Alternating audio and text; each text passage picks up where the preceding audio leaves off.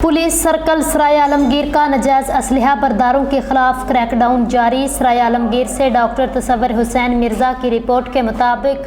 DPO Mustansar अताब आजवा की ज़ेर क़यादत और DSP सराय आलमगीर सर्कल राय मनीर अहमद की ज़ेर निगरानी SHO थाना सदर सराय आलमगीर इंस्पेक्टर अमीर अब्बास चद्दड़ ने अपनी पुलिस टीम के हमरा कार्रवाई करते हुए मुलज़म मसम्मई खावर रशीद सकना डोगा कॉलोनी खारियां को गिरफ्तार करके मुलज़म के कब्जे से पिस्टल 30 बोर बरामद कर लिया।